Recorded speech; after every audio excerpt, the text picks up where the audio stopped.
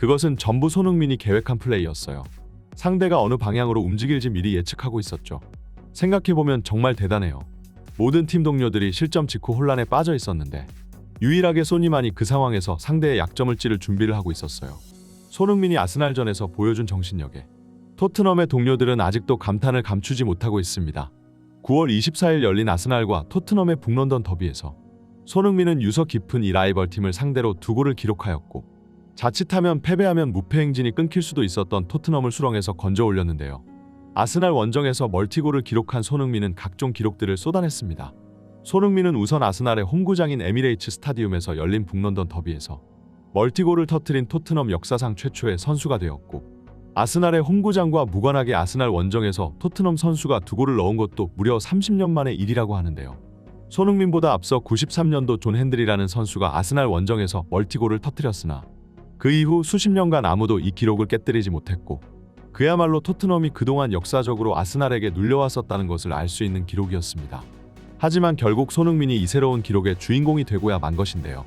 심지어 손흥민의 신기록은 여기서 끝이 아니었습니다.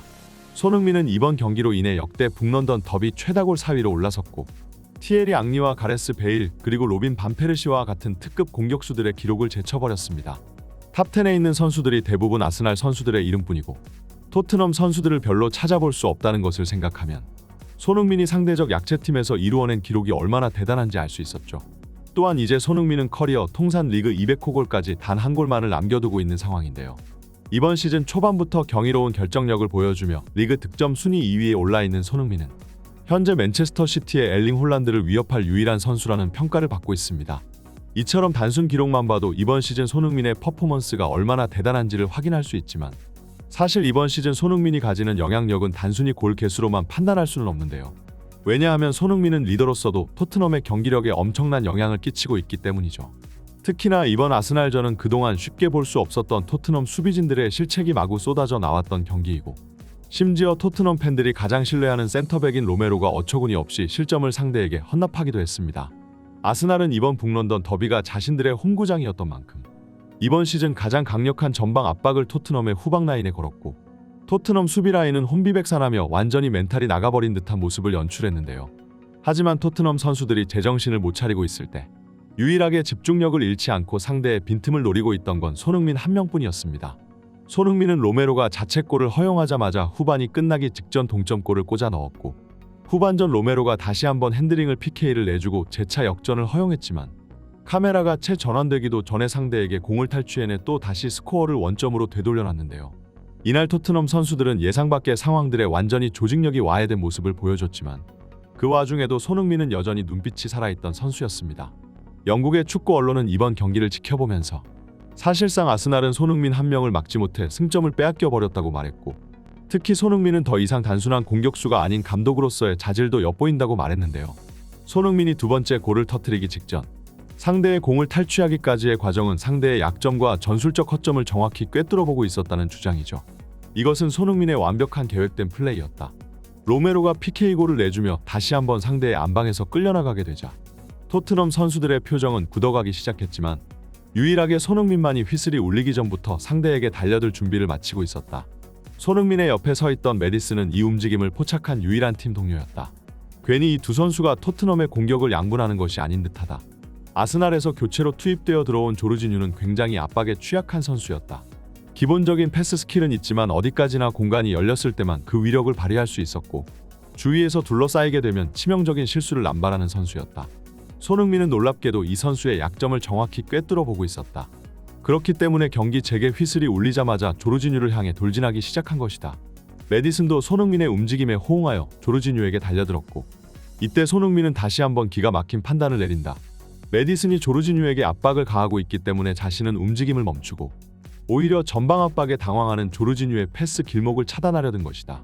조르지뉴는 메디슨의 이동 경로를 반대로 움직이며 동료에게 패스를 시도하려 했지만 이미 그 자리에는 손흥민이 미리 공을 차단할 준비를 하고 있었다. 자신의 유일한 패스 루트가 막힌 조르지뉴는 결국 패스를 멈추고 드리블이 길어질 수밖에 없었고 그 과정에서 메디슨이 공을 탈취해내는데 성공했다. 결국 조르지뉴를 공략하는데 성공하자 손흥민은 재빠르게 박스 안으로 침투해 들어가기 시작했다. 이런 열린 공간에서 손흥민에게 패스를 넣어주는 것은 너무나도 손쉬운 일이다. 그리고 이런 골키퍼와의 1대1 상황은 손흥민이 가장 바라던 순간이었다. 손흥민은 너무나도 가볍게 공을 밀어넣으며 아스날을 농락해버리고 말았다. 경기 내내 골을 넣기 위해 고군분투했던 아스널을 마치 비웃기라도 하는 듯이 말이다. 다들 손흥민이 동물적인 골감각을 지닌 선수라고 평가했지만 사실 그는 철저한 계산하에 움직이는 지능적인 스트라이커이다. 많은 감독들이 손흥민의 전술적인 수행 능력을 극찬한다. 사실 손흥민은 유럽 최고의 스트라이커이기도 하지만 가장 많은 포지션을 소화할 수 있는 멀티플레이어이기까지 하다. 손흥민은 포체티노 시절에 풀백을 경험한 적도 있으며 콘테 시절에는 중앙 미드필더 역할까지 맡은 적이 있다. 그리고 포스테코글루 감독 체제에서는 측면 플레이메이커로 활약하기까지 했다. 이처럼 많은 감독들을 거치며 다양한 포지션을 경험해온 손흥민은 이미 축구 도사가 되었다. 경기장 안에서 이렇게 빠르게 상대의 약점을 포착할 수 있는 선수는 몇 없을 것이다.